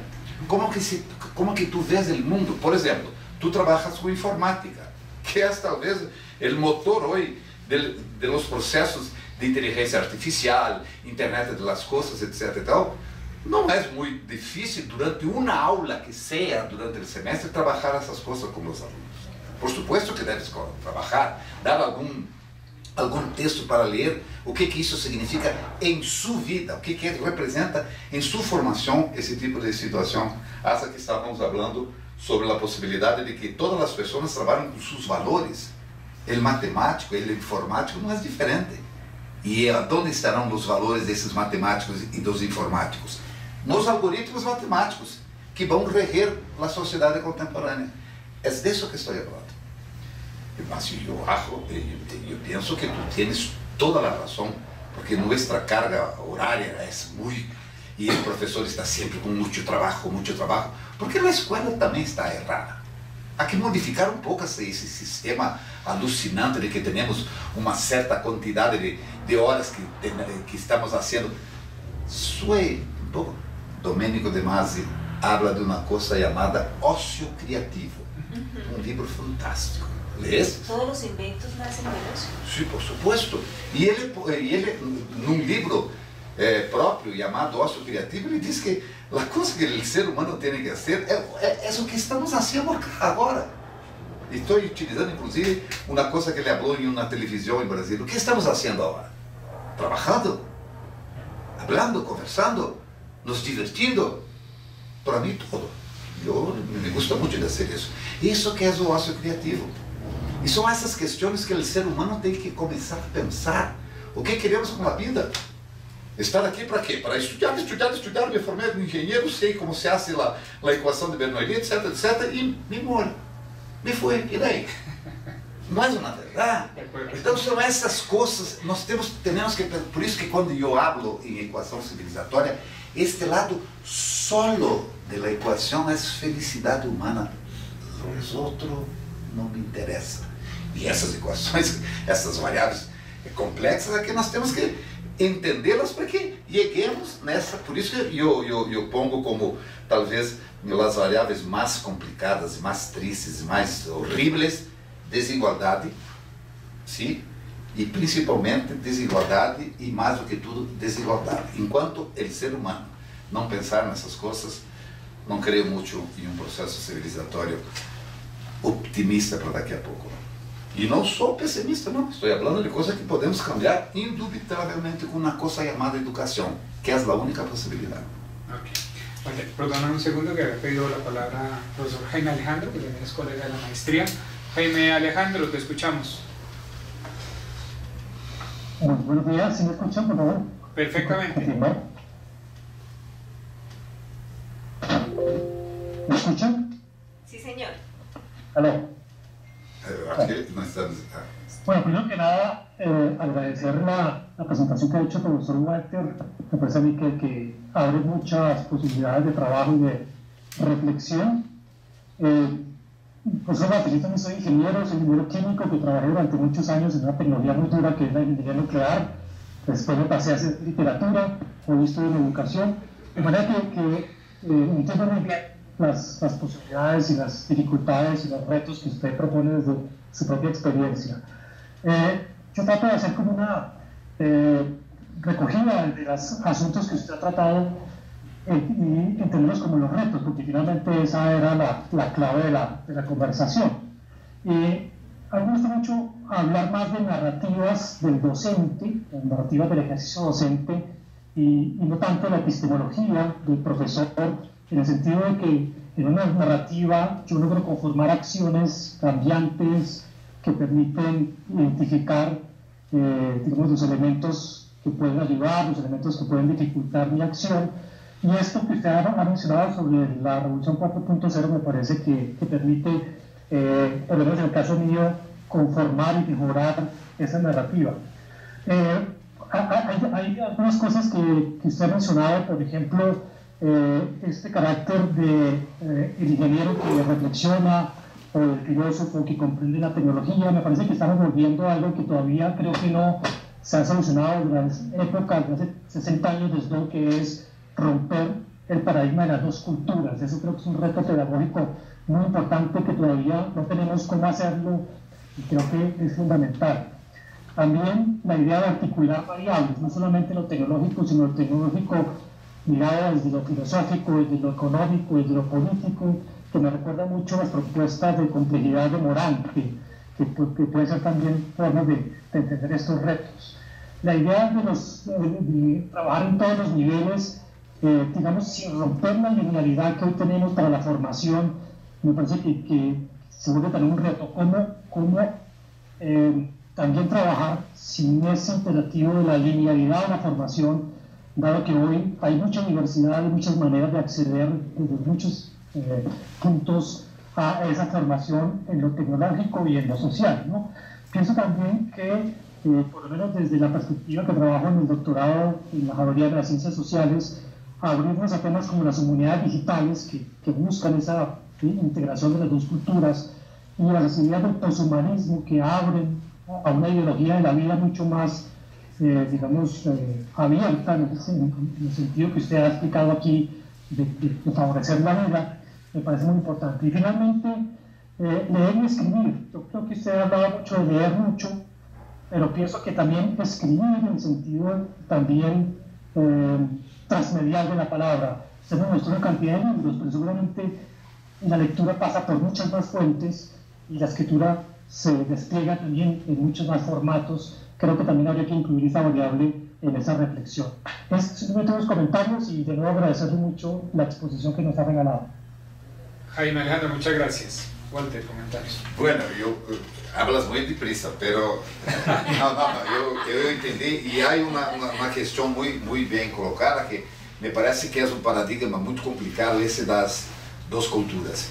Hay un libro de 1953, tiene mi edad ya, en que un autor llamado Snow hablaba sobre las dos culturas, y que dice que es un paradigma muy difícil de ser rompido. Porque las personas tienen la idea, incluso nuestra universidad en Santa Catarina tiene un río que divide la parte técnica y la parte humana de la universidad. Literalmente, pero no es muy río. Todo el mundo habla de contaminación y lá pasa una cosa que no, bueno, pasa nada. Só estoy diciendo que dentro de las universidades, incluso, apesar de toda la teoría, la práctica es una catástrofe. Todo el mundo dice que tenemos que cuidar de la contaminación ambiental, pero el río es casi mierda. Bueno, estoy hablando, no es broma, y es que las personas, nossa, es verdad, nosotros tenemos que trabajar con la realidad. Y me parece, profesor, que una de las cosas es ingeniero, ¿no? Sí. Y escritor. Nadie es perfecto, ¿no? Nosotros ingenieros... ¿Ah? Es doctor en filología. Qué bien. Bueno, y yo me parece que la única tentativa que nosotros podemos hacer es reunir los conocimientos. No es imposible hablar en tecnología sin hablar en filosofía. Es imposible también hoy hablar en filosofía sin entender que la tecnología es el motor del mundo. Entonces me gustaría mucho de cambiar más ideas contigo, porque me parece que tenemos la misma lógica que es necesario hacer con que el conocimiento sea producido a través de todas las áreas del conocimiento. Es muy complicado porque hay un factor fundamental en la vida de todas las personas: tiempo. Si nosotros pudiéramos leer el tiempo todo, sería una cosa fantástica para la enseñanza, pero poco se hace en relación a la lectura. Y de todos los pensadores, no solamente de pensadores de la parte tecnológica, de la filosofía, o sea o que sea. Esta mezcla es una de las necesidades fundamentales que yo pienso que nosotros tenemos que buscar, porque es una posibilidad de entendermos las variables contemporáneas que están en todos los campos de conocimiento. No sé si pude responder todo, pero es muy difícil. Hay que tener mucha charla para todo eso, ¿no? Ok, profesora Liliana. Bueno, profesor. Yo tengo dos inquietudes. Una relacionada ¿Dos? con... Sí. Tengo tantas. Bueno, sí. Una relacionada con el tema que estaba tratando antes de intervención del profe Jaime, que es la perspectiva de la felicidad humana. En este mundo actual, ahora educativo actual, se habla mucho de que los niños tienen que ser felices. Los profesores de la escuela hablan de buscamos la felicidad del niño, que aquí los niños son felices. La mayoría de eslogan hoy en día en las escuelas son esos para vender, incluso los padres de familia. La idea de que los niños van a ser felices. En esa perspectiva y en todo este contexto que usted ha hecho en términos reflexivos sobre la tecnología, la desigualdad y todos esos procesos civilizatorios que menciona, ¿cuál es para usted esa idea de felicidad humana? ¿Cuáles son esos elementos que uno puede decir están articulados a esas reflexiones? Bom, eu me parece, isso pode ser, falar sobre felicidade é uma coisa muito extensa e muito, como se diz, subjetiva, não? O que é felicidade para ti pode não ser para mim. Mas para mim, felicidade é saber sobre o que estás fazendo acá. Para que estás aqui? O que é importante para o homem e para a mulher, o homem como espécie, não? Para mí es eso. Y cuando yo digo, porque las personas, los padres, hoy principalmente de clase media, ¿no? Pienso que la felicidad es tener. Entonces, si tengo un coche bonito, si tengo un buen apartamento, si tengo... Y ese que es el grande problema que tenemos hoy. Y las escuelas están intentando hacer eso, como si fuera eso mismo. Tener. Después vamos a hacer, ¿qué vamos a hacer? Vamos a ver. Por isso que as escolas hoje se hablam, oh, mira, a escola melhor tem todo o sistema informático, como se fuera isso. E aí vem a questão didática, pedagógica. Mira, nosso método, a criança, o niño se queda 2, 3 horas adelante do computador, sempre sendo... Não que isso não seja importante também, mas se perdeu por causa de esta pseudo-felicidade, que para mim é equivocada, mas cada um pensa como quer. Perdeu-se, por exemplo, a coisa do lúdico, a coisa do brinquedo, não sei se diz isso acá, não? Mas é sempre... mira, os ninhos hoje têm que fazer balé, futebol, o ninho tem que brincar, não sei se a palavra é essa. Sim. O ninho tem que brincar e aprender através da felicidade de poder brincar. Né? Niño não tem que trabalhar, tem a responsabilidade, por exemplo, de sair às 2 da escola, boa hora tem balé, não, agora tem música. Hombre, é muito terrível isso, entende? Então, é disso que estou falando. Essa reflexão tem que começar com os ninhos, inclusive a leitura. Sair um pouco dessa coisa chamada computadora, ou seja o que seja. As crianças tinham a leitura como uma coisa reflexiva, onde ele fazia suas fantasias. Hoje não, hoje vai tudo listo, como se diz, se queda na frente de uma pantalla, como se fôramos... É disso que estou falando. Como assim? Não sei. Nós temos que buscar isso, mas eu creio que a felicidade não esteja nisso. E o que seja felicidade, eu me sinto uma pessoa feliz, porque me parece que estar conhecendo o que é importante para a civilização humana, mesmo que eu pense que esteja correto e esteja equivocado, me parece que isso é uma coisa que nos faz felizes, principalmente nós professores, né? De poder estar o tempo todo tentando buscar a felicidade das pessoas. Y la siguiente es que, teniendo en cuenta que el profesor tiene un rol importante en el proceso de formación en la educación de tecnología, o la educación tecnológica, y teniendo en cuenta que el contexto de nuestro es de una maestría donde hay un objetivo de formación en esa línea de educación tecnológica, ¿cuáles podrían ser, desde la perspectiva que el profesor tiene, las recomendaciones para un programa como este, en esos ejercicios reflexivos que finalmente tocan a los maestros que luego van a la escuela? Porque esto es una cosa como en cascada, ¿no? Porque se puede hacer el ejercicio reflexivo desde el maestro en la escuela, ¿sí? Pero también desde acá hacemos como una doble, un proceso a la par. Entonces, en ese contexto de lo que es la maestría, de lo que se hace, y de esa reflexión del profesor en esa función de información. Mira, y siendo virtuales, completamente virtuales. Mira, me parece que uma das coisas que nós temos acá em Brasil, seja onde seja, principalmente na América do Sul, es mucha burocracia, ¿no? Tiene que cumplir eso. Por ejemplo, eso que estamos haciendo acá ahora. Si el programa hiciese una cosa como esa, no con Walter Basso, ser, puede ser, una vez por mes, de pegar un libro com daqueles e um dos alunos ou um dos professores ler esse livro e vir a discutir com os professores. Nós hacemos muito isso em nosso grupo. Tenha certeza que é outro resultado. É que nós hacemos isso, depois vamos cada um para seu canto, que foi bueno, uma charla buena, etc, etc. Pero não tenho tempo para ler, bobagem, tonteria de baixo, isso não tenho tempo. Repito, sem ler não se aprende, e muito menos se ensina. Então, essas cositas pequenas, fora um pouco da burocracia, bueno, daí tem a ver com, mas não conta a hora, não interessa, há que ter um pouco de responsabilidade sua, de querer na formação. Por isso disse, a formação de maestria, doutorado, é fundamental, mas não é sine qua non para que tenhamos uma possibilidade de trabalhar reflexões dos nossos alunos. Uma coisa como essa, pegava um livro do Harari, pô, aquele que eu falei de Domenico de Masi, o último, mas cambiava a postura dos professores em entender quais são os processos civilizatórios que estão aí.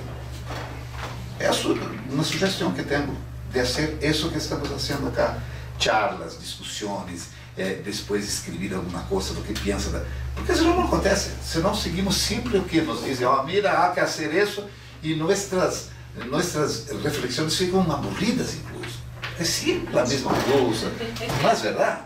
Então, esta provocação, por exemplo, uma pareja se queda com um livro, vão ler este livro e depois vão discutir com seus homens.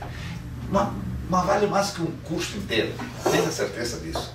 Por exemplo, este livro que estou falando de Domenico de Masi,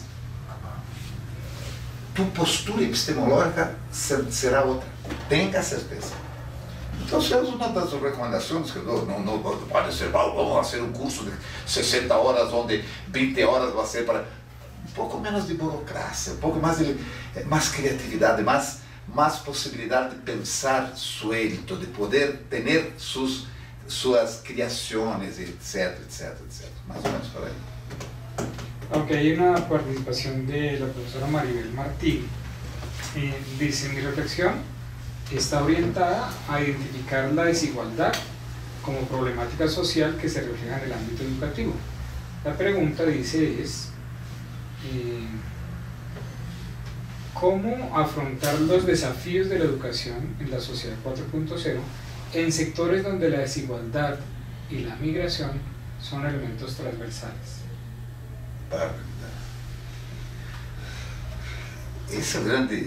Este é o grande problema de los países subdesarrollados, não?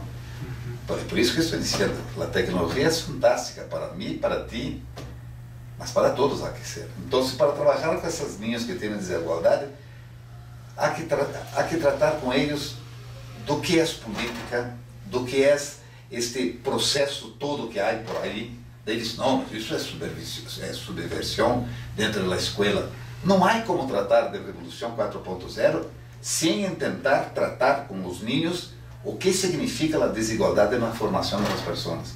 Por mais dolorido que se diz,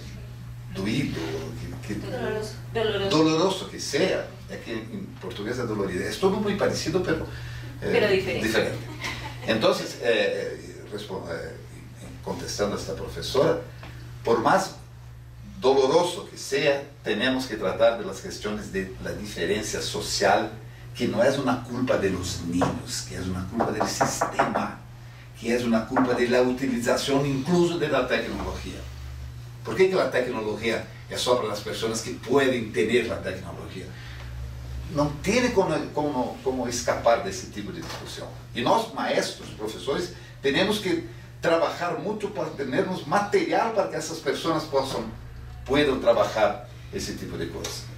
Não há como tratar de tecnologia sem tratar de política, sem tratar de ambiente, sem tratar de sociedade, sem tratar de desigualdade, porque E esse é um caso, por exemplo, por isso que eu recomendo a leitura de Galeano, por exemplo, quando fala do mundo de patas arriba, não?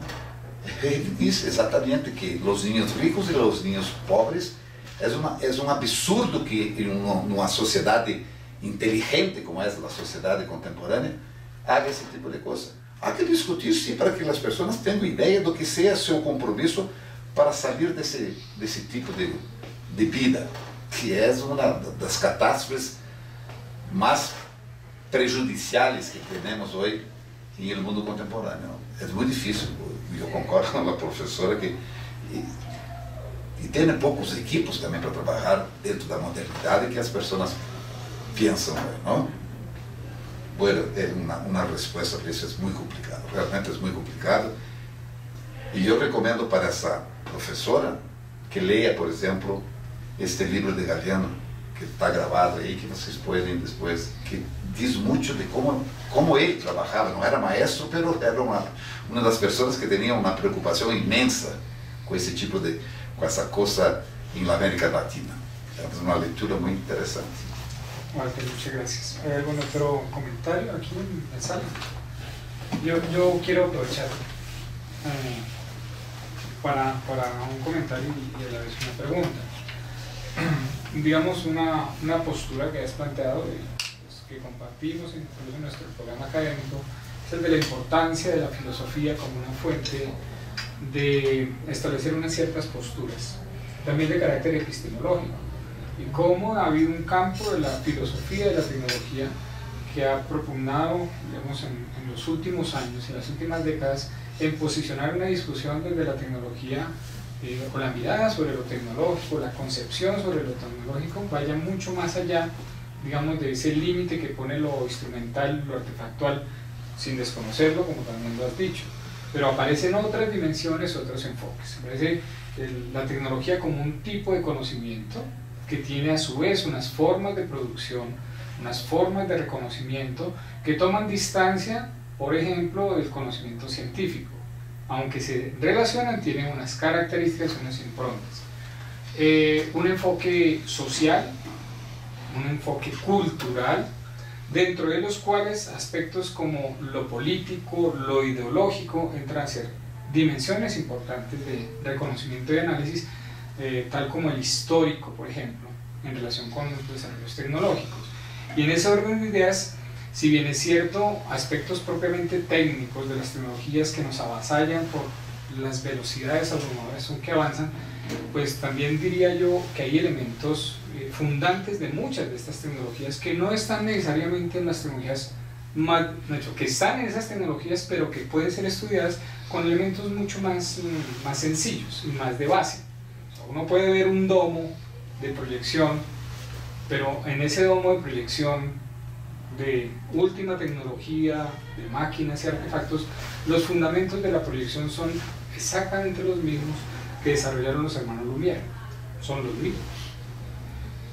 Entonces está esa base técnica, esta base histórica, social, cultural, política, económica, que en buena medida es determinante en muchos de los flujos y desarrollos de las tecnologías, y que muestran una perspectiva muy amplia de una epistemología también amplia.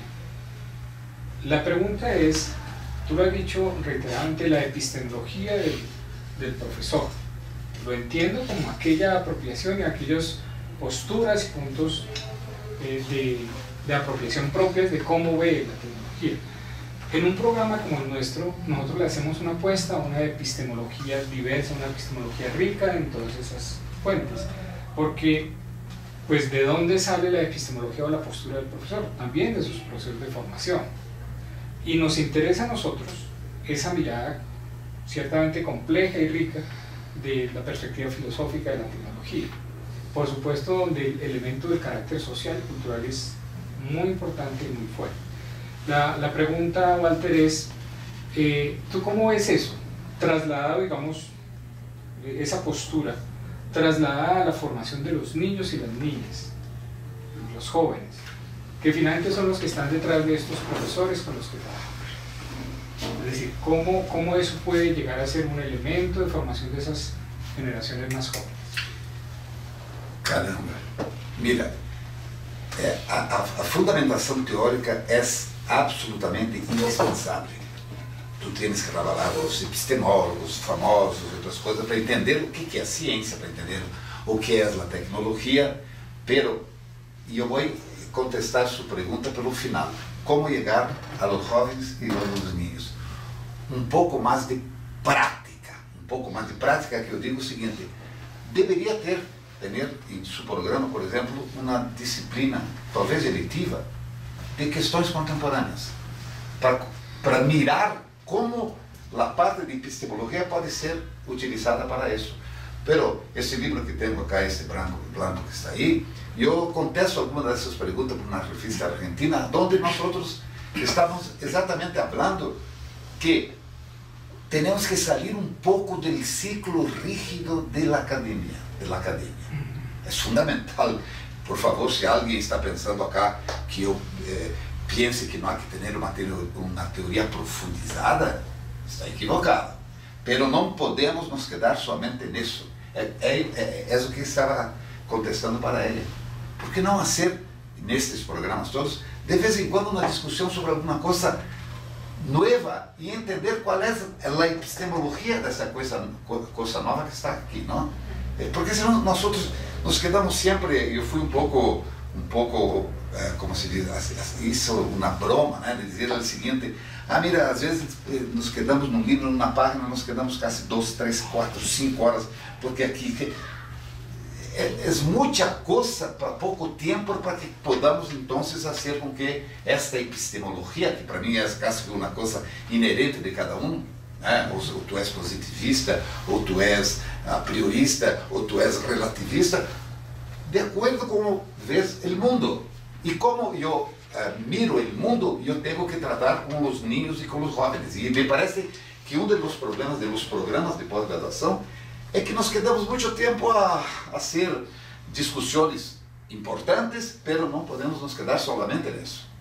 E me parece que os programas de pós-grado hoje se quedam muito, como é que, internamente trabalhando, pero quando tem que sair para, isso é CTS, quando tem que sair para o S da sociedade, nós outros decimos, não, vamos produzir um trabalho acá, outro aqui, de los pares leem, está bueno, e para chegar na população, é que esse tipo de coisa, como estamos fazendo acá, temos que discutir entre os professores. Como fazer é muito difícil, por isso que nós outros necessitamos que as pessoas estejam constantemente discutindo isso.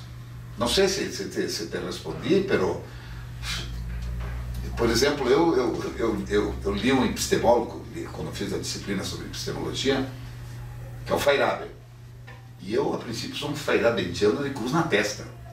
E eu sou contra o método, pero não sou contra um método. E é este método que nós, não sei se tudo vale, como diz Feyerabend, ou seja, que não sei se alguém de vocês trabalha com Feyerabend no curso de vocês, um dos epistemólogos, que inclusive os epistemólogos diziam que era contra a ciência, porque ele tinha uma postura de sempre o seguinte: tudo vale. Essa coisa de querermos nos quedarmos com a ciência muito comportada, muito... Há um livro dele, conhece, né? Do Feyerabend, Paul Feyerabend, contra o método. Feyerabend, como é? Feyerabend, a gente pronuncia Feyerabend. Bueno. E é mais ou menos, depois ele escreveu um livro chamado Matando o Tempo, do próprio, onde dizia que muitas coisas que ele falava e não concordava, pero havia uma necessidade de mexer, de fazer com que os epistemólogos, a ciência, se dessem conta que a ciência não é neutral, que ela, em suma, alguma coisa como essa. E ele falava de que para ensinarmos os ninhos, para trabalharmos com os ninhos, nós temos que pensar que tudo vale, ou seja, essa coisa de ter um método, porque para fazer ciência há que ter observações, isso é broma, é tonteria. Há que ter uma possibilidade epistemológica de trabalhar as coisas que cheguem hasta a população.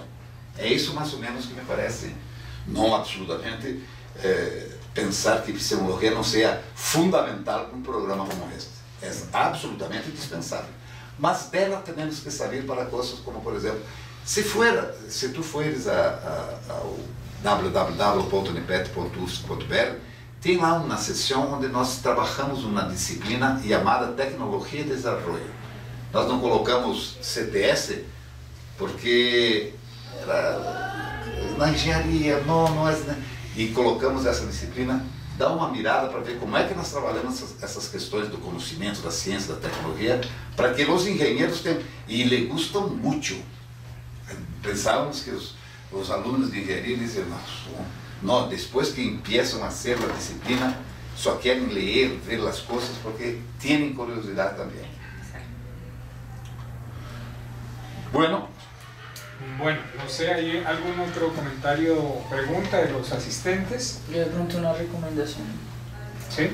No quiero como atacar a mi universidad, sino sí quiero como resaltar que la universidad y nosotros como estudiantes de maestrías, de doctorados, de pregrados, tenemos la responsabilidad de no quedarnos acá en lo citadino, en los temas que tenemos acá contextuales, porque no estamos viendo ese panorama Colombia, ¿sí? Colombia no es lo que vemos por medios, no es lo que nos comunican, sino hay más allá, hay otras poblaciones allá, y nosotros como profesionales tenemos esa responsabilidad social de conocer todos esos contextos y trabajar ello, retomando lo que dice el profe Walter de la desigualdad. Entonces quizá es como esa responsabilidad y esa recomendación. Como profesionales somos responsables de conocer ese panorama Colombia, que es por el que debemos trabajar, ¿sí? O sea, es supremamente importante lo que nosotros hacemos en la ciudad, lo que hacemos acá, pero hay otro contexto, otra población. Quizá yo no conozco las poblaciones indígenas, no conozco otras poblaciones, pero que sí, somos responsables de eso y de ir unificando esos conocimientos, preocuparnos por lo que esas otras culturas tienen quizás para ofrecernos en eso que nosotros amamos o queremos, que es la tecnología, algo así. Mira, essa é uma das variáveis da equação civilizatória. E claro que uma equação civilizatória para eu trabalhar com meus alunos em Brasil é diferente do que a sua para trabalhar acá. Entendes? O contexto é fundamental. E me parece que o trabalho que tu estás pensando em fazer, não somente como profissional, mas principalmente como cidadão. Me parece, cidadão, não como se diz? Ciudadano, sí. ¿Entiendes? Es complicado toda esa. Entonces hay que siempre tener una postura, una epistemología propia para cada situación que tiene que trabajar, pero siempre pensando en hacer con que la desigualdad disminúa. Para mí eso es fundamental. Bueno, yo creo que hemos tenido una grata conversación. Muy buena. 2 horas, más. Que no sea la última, como el libro. Profe, Sí. la idea es una última... pero el tiempo. Vamos a ver si... Llevamos no la veo. 2 horas y 10 minutos. No, solo nos pregunta si ha tenido, profesor Walter, una experiencia propia donde usted haya hecho uso de la tecnología en el desarrollo de la sociedad 4.0, principalmente en el contexto y el resultado. Perdón, no entendí. Yo tampoco.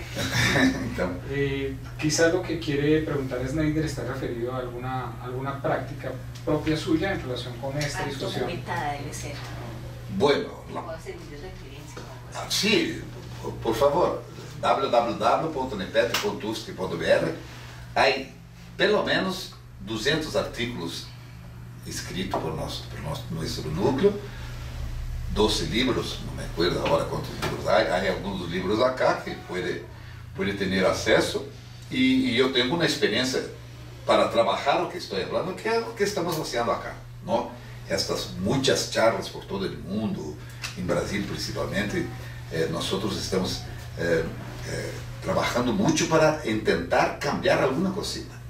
Es un trabajo muy demorado, porque hay un paradigma puesto en todo el mundo, y en Colombia no es diferente, que nosotros tenemos que producir. El resto no se sabe qué hacer. Vamos a producir. ¿Para qué? ¿Para qué? ¿Y para quién? son las preguntas claves que pocos maestros y profesores hacen con sus alumnos. Entonces, esta es la práctica. Tenemos que poner la discusión para que la reflexión vuelva. Eso es una cosa que está indo embora, ¿no? Y nosotros precisamos, como dice desde el comienzo de mi charla, leer, leer y leer. Esa es la práctica de entender la civilización 4.0. Profesor Walter, muchas gracias. Queda claro que hay preguntas fundamentales sobre las cuales ha discurrido la charla en relación con para quién esta discusión, para qué resolver una cierta confusión entre desarrollo tecnológico versus desarrollo humano, el problema también de las actitudes sobre las que habría que actuar y modificar, y una serie de recomendaciones que nos ha dejado muy valiosas en términos de alguna bibliografía, algunos autores muy contemporáneos que van a servirnos de base. Só una cosa, Antonio, nós tenemos el contacto de www.nepet.ufsc.br. Si hay alguna pregunta que yo, por ejemplo, no puede me enviar, que yo hago la respuesta con mucho gusto. Walter, muchísimas gracias. A los asistentes en línea también muchas gracias por su participación a esta respuesta a esta convocatoria. A los colegas y amigos que están aquí con nosotros también muchas gracias. Profesor Walter, este es el inicio seguramente de una interacción, esperamos, ojalá, de largo aliento. Dígale que no es el último. Que no sea la última conversación. Sigue haciendo, pero no sea el último libro. Bueno, profesor Walter, muchísimas gracias.